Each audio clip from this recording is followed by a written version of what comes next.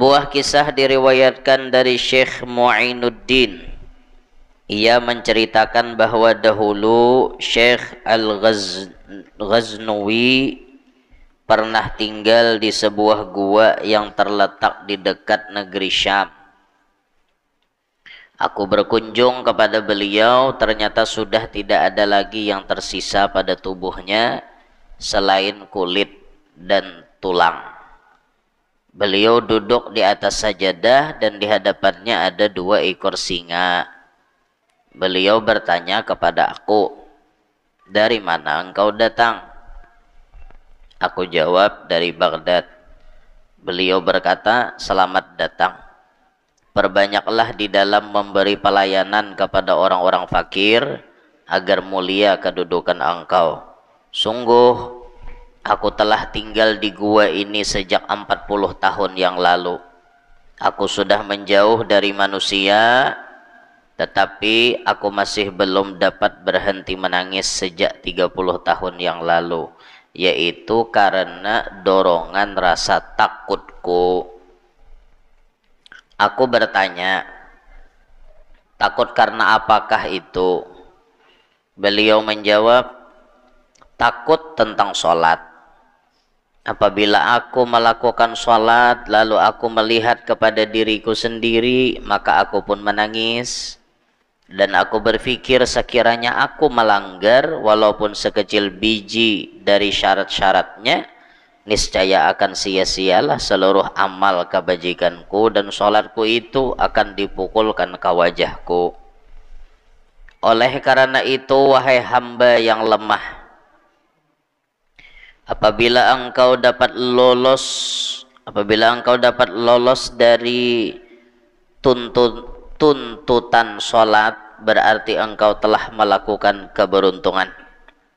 Jika tidak, maka umur engkau akan berlalu dalam keadaan kelalaian dan kesia-siaan." Jadi ada seorang laki-laki nang begana di dalam gua sudah 40 tahun, kurus inya. Ternyata inya ini selalu menangis setiap hari yang direnungkannya apakah sembahyangku itu diterima Allah atau kada. Itu yang difikirkannya. Amun sawat jasidin ikam artinya kada ada urusan lagi dengan sembahyang, berarti ikam tuh untung. Maksud kada ada urusan nih tuntutan sembahyang lawan ikam tuh kada ada.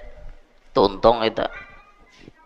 Selama kita masih ada tuntutan untuk sholat jasidin, kita nih masih ada rasa takut kalau pina sembahyang kita kada diterima.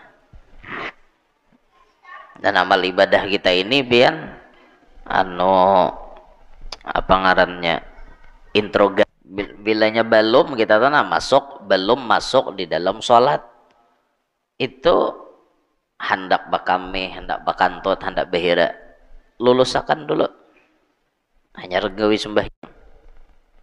Jangan sampai kita dalam sembahyang timbul kita nang hendak bakantut lah, hendak bakame, hendak behira, jangan. Kemudian termasuk makruh tanzih, salat ketika makanan yang diinginkan sudah dihidangkan. Kita nih hendak makan mandai, pas mandainya nih imbah disanga orang liur nih hendak mandai ini sudah masak, sembahyanglah dulu lah, jangan makan dulu menyar sembahyang. Makanya ada dalam hadis itu ketika Nabi SAW dihadapkan dengan makan malam dan kemudian datang waktu sholat isya, maka Nabi memberikan fatwa fabda'u bil asya. Asya artinya makan malam, isya sholat malam. Jadi kalau ada sholat isya orang adzan, makanan sudah masak, makanlah dulu, isyanya diundur sedikit kayak itu. Kayak namun dikarasi sembahyang mahayal tak bah jasa aku habisakan kakanakan ini aja ya apa aku leh. Kemudian sholat di jalanan, nah makruh juga tak. Sholat di jalanan selama masih ada tempat yang Lain, jangan sembahyang di jalanan, jangan. Apalagi bakurinah di tengah jalan raya situ, baampar sajadah. Nah itu hendak bunuh diri kok. Dan di pakuburan, nah makruh juga sih den sembahyang di pakuburan.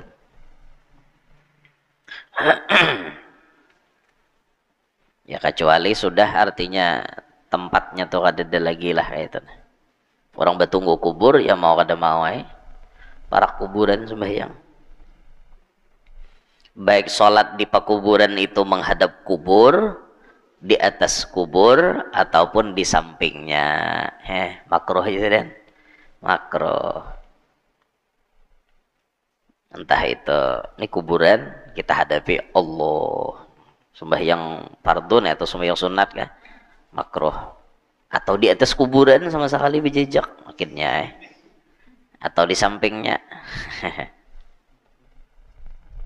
Dah. Hal-hal yang membatalkan sholat dengan sengaja berbicara walaupun hanya dengan 2 huruf yang berurutan mualat sekalipun ketika berdehem, dan dengan 1 huruf yang dapat difahami sebagai ucapan manusia. Pertama, membatalkan sholat itu Jasidin berucap 2 huruf, berucap 2 huruf. Itu 2 huruf berturut-turut batal. Ataupun ketika berdehem-dehem aja. Berapa huruf nak keluar? Makanya bila berdehem itu jangan keluar huruf. Kan kayak itu. Tapi berdehem itu pun yang dibolehkan bukan di tempat yang apa ngarannya yang sunat, bukan. Kalau di Fatihah boleh berdehem, di tahiyat boleh. Kalau bagi imam takbir intiqalnya boleh inya berdehem, karena mungkin mun kada berdehem bisa kada kedengaran. Jadinya hendak bangun dari rukuk misalnya. Sami'allahu liman hamidah, kada apa-apa nih tak. Asa kada nyaman masih hendak sujud. Allahu akbar. Ya kada apa-apanya berdehem. Cuma ya tetap berdehemnya tadi jangan sampai keluar huruf.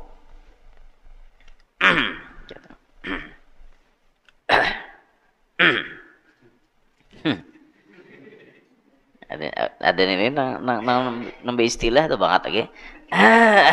Aja sembahyang kayak itu. Nyata benar betulnya. Biniannya kan ada di higa lalu. Aja. Biniannya balas. Nah, bagayaan ngarannya di sembahyang itu. 1 huruf bisa juga batal bilanya difahami sebagai ucapan manusia. Contohnya qi. Qi itu kan fi'il amar. Artinya jaga olehmu atau pelihara oleh kamu. Qina itu kan pelihara olehmu akan kami. Wa qina adzabannar. Pelihara olehmu akan kami ya Allah daripada azab api neraka. Qi itu sebiji huruf aja, tapi maknanya peliharalah, jagalah artinya. Rahatan sembahyang itu qi.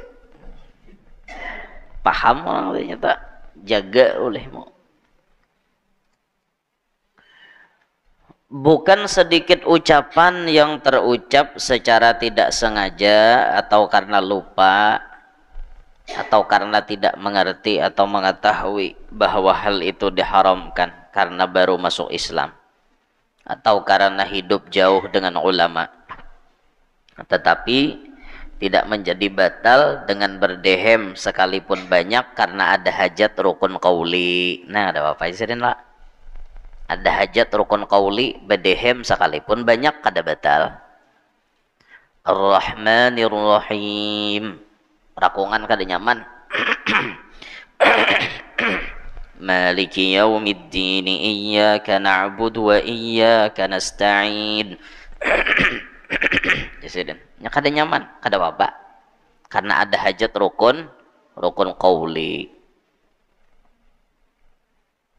menangis misalnya lagi sembahyang, ada apa juga. Sedih baca ayat nih mahayati benar. Batuk, kada apa juga. Dan bersin, wahin, apabila hal itu karena terpaksa dan tidak berlebihan. Dasar batuk kada kada apa-apa. Cuma batuknya jangan dibabatukakan. Oh, istilah kayak itulah sembahyang. Ada pintar ngarannya. Wahin atau wahin biasa aja lah nyatakan bila dalam sembahyang tak haj. Wahin gitu kan cukup ya. Haj. Itu aja. Sebuting mayu ay kamera, usah banyak. Hajis, cuma hajis yang wajar aja. Ini kada hangkoi misalnya wahin kan dalam sembahyang. Nyata betul itu berlebihan. Menguap tuh sama menguap hati-hati bila keluar huruf apalagi panjang. Panjang keluar, hati-hati itu. Jadi bila nak menguap je maka jangan bersuara anu apa beranai mun kawa tahani jangan nguap. Itu bagus itu, tahani jangan nguap.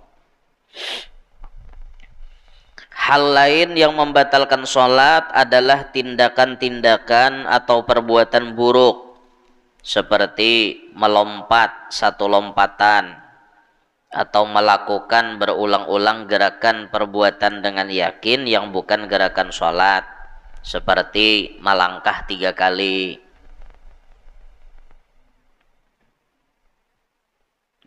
batalam, menggerakkan tapak tangan 3 kali, menggaruk yang tidak sangat gatal, batal. Amunnya nah halus saja ada apa-apa. Tempel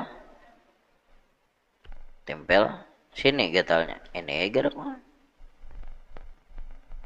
kada apa-apa sabilah, tapi bilanya atau batal tak 1, 2, 3 batal. Dan perbuatan atau gerakan 3 kali tersebut dilakukan berturut-turut mualat, yaitu sekira gerakan yang selanjutnya dianggap berhubungan dengan gerakan sebelumnya sekalipun lupa.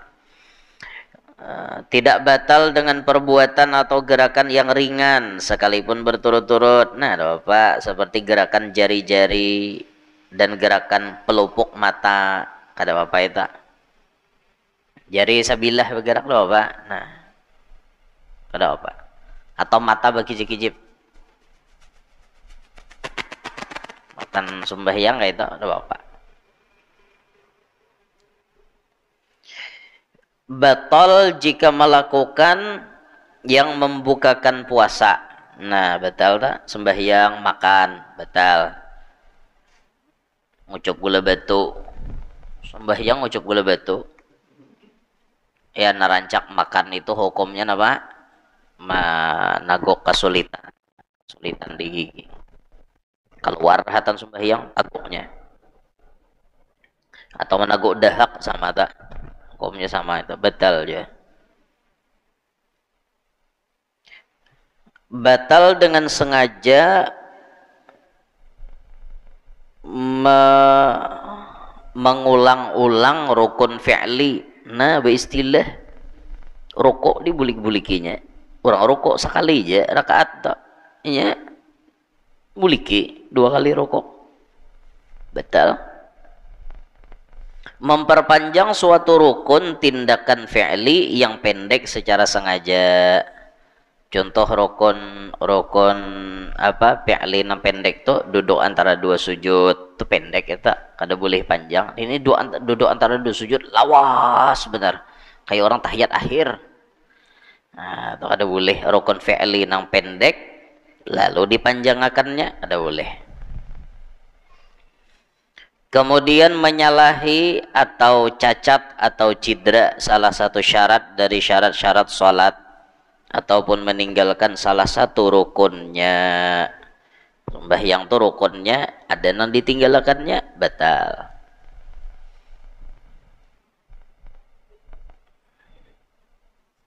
Apabila menggawi na membatalkan wudhu, batal aja sembahyangnya jadinya. Nah, sebuah kisah diriwayatkan dari Syekh Mu'inuddin. Ia menceritakan bahwa dahulu Syekh Al-Ghaznawi pernah tinggal di sebuah gua yang terletak di dekat negeri Syam. Aku berkunjung kepada beliau, ternyata sudah tidak ada lagi yang tersisa pada tubuhnya selain kulit dan tulang. Beliau duduk di atas sajadah dan di hadapannya ada 2 ekor singa. Beliau bertanya kepada aku, "Dari mana engkau datang?" Aku jawab, "Dari Baghdad." Beliau berkata, "Selamat datang. Perbanyaklah di dalam memberi pelayanan kepada orang-orang fakir agar mulia kedudukan engkau. Sungguh, aku telah tinggal di gua ini sejak 40 tahun yang lalu. Aku sudah menjauh dari manusia, tetapi aku masih belum dapat berhenti menangis sejak 30 tahun yang lalu, yaitu karena dorongan rasa takutku." Aku bertanya, "Takut karena apakah itu?" Beliau menjawab, "Takut tentang sholat. Apabila aku melakukan sholat, lalu aku melihat kepada diriku sendiri, maka aku pun menangis. Dan aku berpikir sekiranya aku melanggar walaupun sekecil biji dari syarat-syaratnya, niscaya akan sia-sialah seluruh amal kebajikanku dan sholatku itu akan dipukulkan ke wajahku. Oleh karena itu, wahai hamba yang lemah, apabila engkau dapat lolos dari tuntutan sholat, berarti engkau telah melakukan keberuntungan. Jika tidak, maka umur engkau akan berlalu dalam keadaan kelalaian dan kesia-siaan." Jadi ada seorang laki-laki nang bagana di dalam gua sudah 40 tahun kurus inya. Ternyata inya ini selalu menangis setiap hari, yang direnungkannya apakah sembahyangku itu diterima Allah atau kada. Itu yang difikirkannya. Amun sawat jesidin ikam artinya kada ada urusan lagi dengan sembahyang, berarti ikam tuh untung. Maksud kada ada urusan nih tuntutan sembahyang lawan ikam tuh kada ada tuh untung itu. Selama kita masih ada tuntutan untuk sholat jesidin, kita nih masih ada rasa takut kalau pina sembahyang kita kada diterima. Dan amal ibadah kita ini bian apa ngarannya, interogasinya tuh ngeri benar itu. Di langit pertama dicek, di langit kedua, langit ketiga, langit keempat, seraba macam dicek terus tuh. Al-Imam At-Tabarani meriwayatkan, juga Ibnu Khuzaimah dan Ibnu Hibban di dalam kitab-kitab sahih mereka, bahwa Rasulullah Sallallahu Alaihi Wasallam melihat seorang laki-laki yang tidak menyempurnakan rukuknya, hanya mematok-matok di dalam sujudnya ketika di dalam sholat. Cup, cup, dia kayak itu aja, cup, cup, cup, cup, itu mematok ngarannya. Kadada nang tumak ninah tuh ada. Kemudian Rasulullah Sallallahu Alaihi Wasallam bersabda, sekiranya orang ini mati dalam keadaannya yang seperti itu, maka ia mati bukan di dalam agama Muhammad. Orang langsung sembahyang kada batu makninah itu kada diakui Rasulullah sebagai umat. Berat nek kada diakui Nabi sebagai umat. Naudzubillah min dzalik. Kemudian Rasulullah bersabda, perumpamaan orang yang tidak menyempurnakan rukuknya dan hanya mematok-matok di dalam sujudnya adalah seperti orang yang lapar yang memakan sebutir korma atau 2 butir, tidak akan berguna baginya, tidak akan berguna baginya. Kayak itu orang nang sembahyang kayak nang hayam mematok-matok kayak itu ya Nabi, nang kayak orang kelaparan dimakani sabiji kurma, adalah gunanya kada ada, tetap lapar, sembahyangnya diterima lah. Orang sembahyang kayak mematok-matok nang itu kada diterima. Al-Imam Ahmad meriwayatkan sebuah hadis, la yanzurullahu ila salati rajulin la yuqimu sulbahu min sujudihi wa ruku'ihi. Allah tidak akan memandang kepada salat salah seorang yang tidak menegakkan tulang punggungnya di dalam sujud maupun rukuknya. Artinya sembahyangnya kada bujur-bujur, kada batumakninah. Al-Imam At-Tabrani meriwayatkan sebuah hadis, man shallaha li ghairi waqtiha wa lam yusbigh wudu'aha wa lam yutimma laha khusyu'aha wa la ruku'aha wa la sujudaha kharajat wa hiya sauda'u muzlimatun taqulu dhayya'akallahu kama dhayya'tani hatta idza kanat haitsu sya'allahu luffat kama yulaffu thawbul khaliqu fayudrabu thumma duriba biha wajhuhu. Siapa yang melaksanakan sholat di luar waktunya, tidak menyempurnakan wudunya, khusyuknya, rukuk maupun sujudnya, niscaya sholatnya akan keluar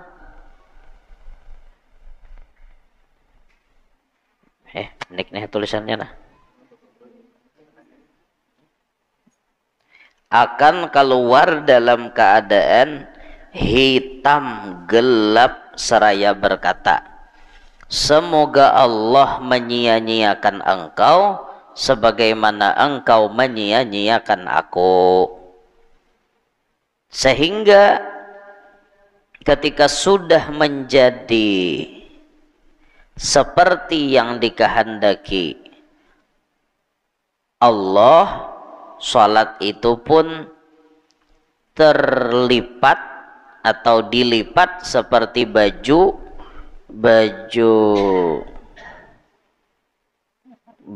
napa ya? Napa ya bacanya ya?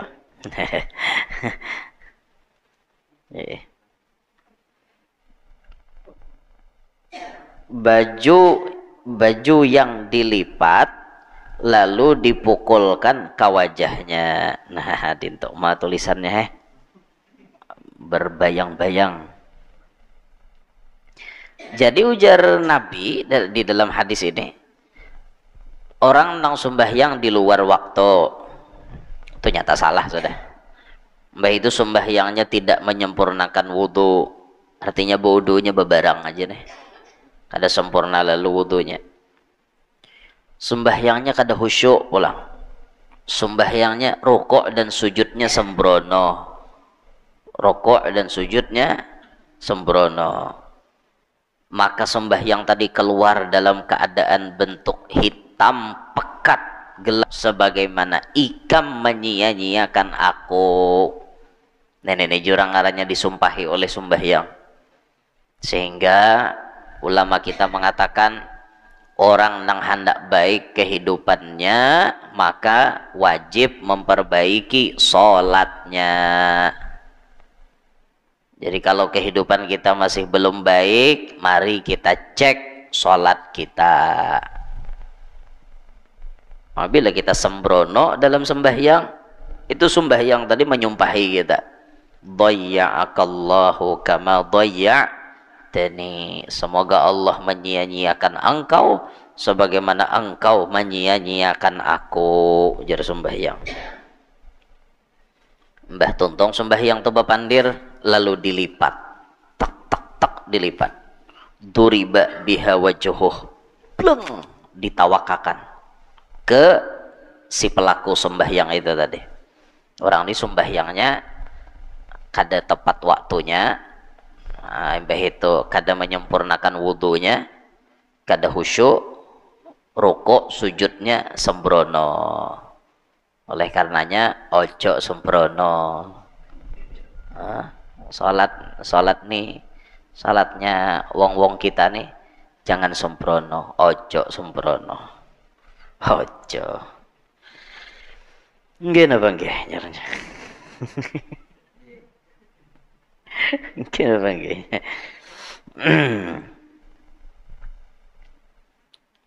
Nah, napa pulang tak bacaannya tak bayang-bayang bener bakal dirainah. Matuhok metihin ini mun kacamata nang anu ni parai ni nako metihi. Napa itu?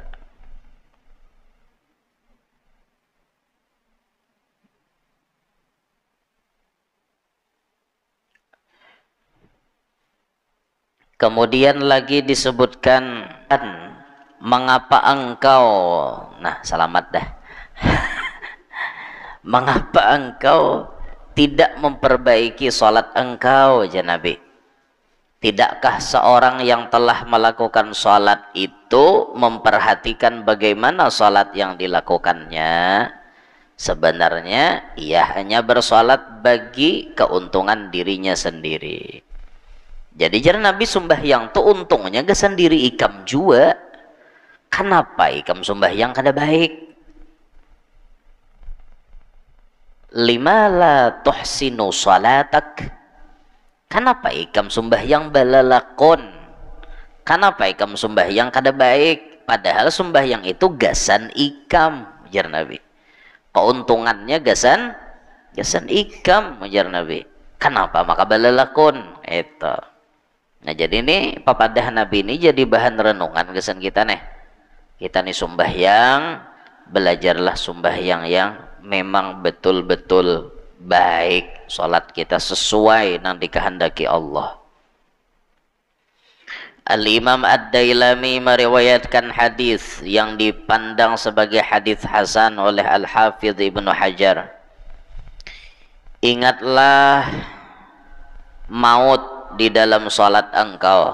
Jadi sambil sembahyang tuh ingat akan mati aja sih Den.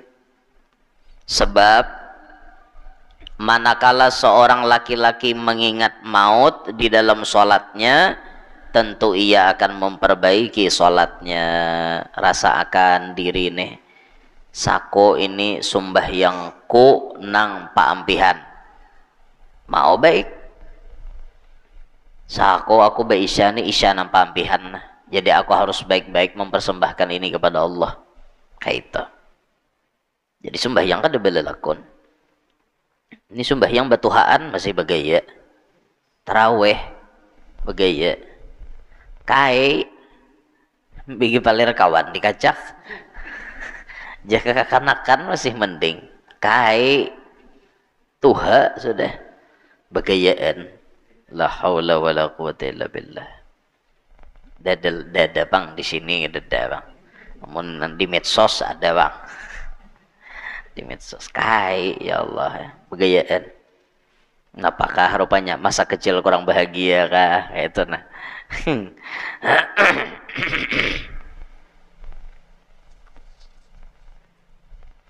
Jadi ingatlah mati jadi sidin di dalam salat. Dan salatlah seperti salat seorang yang merasa bahwa ia tidak akan dapat lagi melakukan salat yang lain. Ya anggap sembahyang yang kita gawe itu sembahyang yang terakhir. Jadi mau kita nih baik sembahyang. Al-Imam Abu Dawud meriwayatkan hadis dari Asy-Syakhir Ia mengatakan, aku melihat Rasulullah sallallahu alaihi wasallam melakukan salat sedangkan di dalam dadanya terdengar gemuruh seperti gemuruhnya periuk yang mendidih karena menangis. Jadi Nabi itu pernah didengar sahabat sembahyang, dada Nabi itu kayak orang takutan, nah geludupan, orang takutan, kayak para jin dadanya orang takutan, kayak itu Rasulullah sembahyang. Nah sehingga sholatnya jadi baik gitu. Nah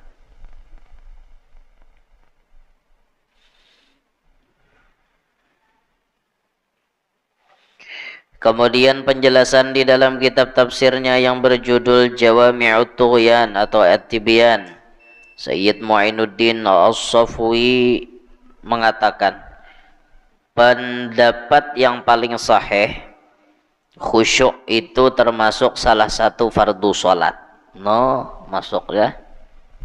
Ada ulama yang memfatwakan khusyuk itu termasuk fardu sholat. Sufyan Ats-Tsauri mengatakan, orang yang tidak bersikap khusyuk maka rusaklah sholatnya. Junjungan kami yang mulia Muhammad Al-Bakri radhiyallahu an mengatakan, hal itu hanya dapat dicapai dengan cara lama rukuk dan lama bersujud. Maksudnya apa? Lawas rukuk, lawas sujud, artinya banyak sholat. Orang nang kawa khusyuk di dalam sholat, latihannya rancak sholat. Bila kita jarang sembahyang, kita kada kawa khusyuk. Bila kita jarang sembahyang, kita kada kawa khusyuk. Orang nang biasa khusyuk itu memang rancak sembahyang, itu nah. Guru kami Zakaria Al-Ansari rahimahullah mengatakan, sebenarnya dengan mengarahkan pandangan ke tempat sujud lebih mendekatkan kepada khusyuk. Artinya satu aja yang dilihat sembahyang tuh, nah tempat sujud mata. Jangan sembahyang mata liar. Sembahyang kayak itu. Kayak apa anda khusyuk? Lampu lah diitihi, cat masjid lah diitihi. Apa-apa kah? Kayak apa anda khusyuk? Khusyuk itu satu pandangan di sini, itu membantu untuk khusyuk. Itu perkataannya Syekhul Islam Zakaria Al-Ansari. Zakaria Al-Ansari ini kuburannya di Mesir, di satu kubah dengan Imam Syafi'i. Jadi itu di Mesir.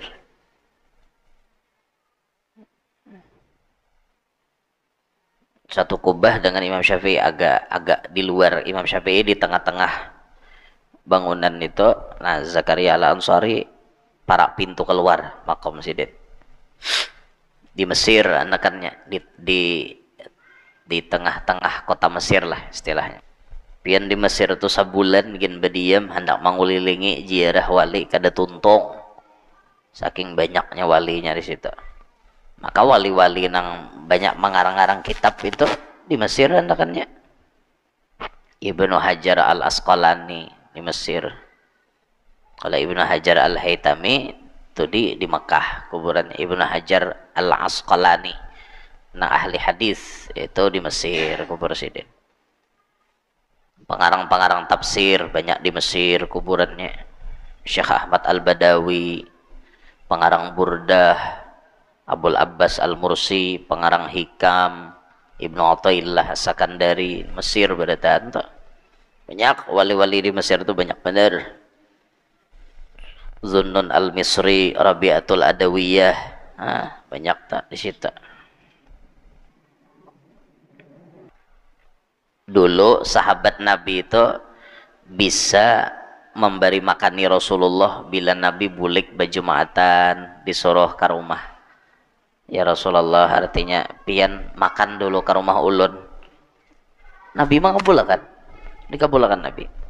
Nah itu dalil bahwa artinya memberi makani orang imbah bulik jumatan tuh bagus benar. Apalagi nang diberi makani itu orang alim, orang soleh, bagus benar itu. Namun kadang beri makani orang soleh, orang biasa gin sama aja pada baik. Ya nang ada rajin tuh disuruh guru napa 40 Jumat. Kam Yazidin bila hendak jadi orang sugih, bila hendak harta ikam berberkat jadi orang sugih, amalakan memberi makani orang bila tuntung berjumatan sampai 40 Jumat.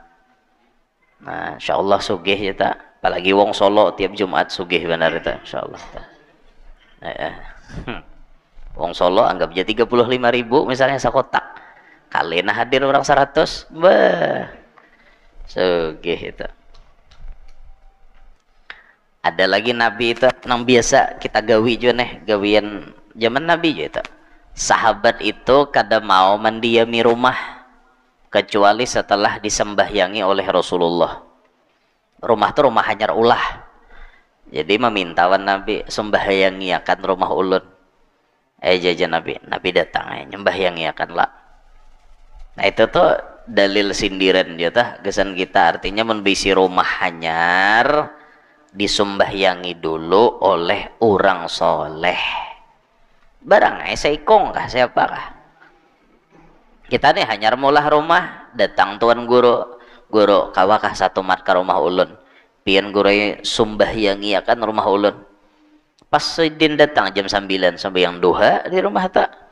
Pas waktu juhur minta Sidin sampai yang juhur di rumah. Nah itu tuh menuruti sahabat minta lawan Rasulullah. Nah kalau kita rajin tuh lalu barang hajah yang penting disumbahyangi. Nah lalu sampai yang hajat rajin tuh bila nang apa bila rumah hanyar tah. Namun orang di hulu sungai nang belum jadi itu disumbahyangi. Sumbahyang di Tarayang. Orang hulu sungai nyambat. Tarayang tuh tungkat nang betajak lawan tihang, kuda-kuda belum naik karena rumahnya kayu. Jadi tihang tongkat betajak ampari ya dulu anu papan ampari dulu papannya kada bapasak ada di ampari gerugupan ya bila sembahyang gerugup apa rumahnya tengah pahumaan pulang bepurut nyamuk itu di hulu sungai masih nah itu isoknya hanya gotong royong noh mangkat kuda-kuda. Wah, gotong royong. Wah, tunjul di seekong. Belum masuk rame pian. Ngengen humbut isoknya. Ngengen waloh, iwak karing sangaannya. Wadi mandai ti wadak. Nah hangat toh beresnya beres banjar. Wih, bacan ulang. Nah, jadi ujar Sidin ujar Syekh Zakaria Al-Imam Syekhul Islam Zakaria Al-Ansari, beliau mengatakan sebenarnya Yazidin mengarahkan pandangan ke tempat sujud itu lebih mendekatkan kepada khusyuk. Dengan satu pandangan itu insyaallah menjadi khusyuk. Juga dikisahkan tentang Ali bin Abi Thalib karramallahu wajhah wa radhiyallahu an, di dalam sebuah peperangan dan jihad beliau terkena anak panah. Lalu anak panah itu sudah dicabut dari tubuhnya yang mulia, tetapi masih tersisa ujung anak panahnya di dalam tubuhnya. Sayyidina Ali karena panah sudah dicabut orang, cuma ada tak tinggal lagi ujungnya. Sakit bener itu.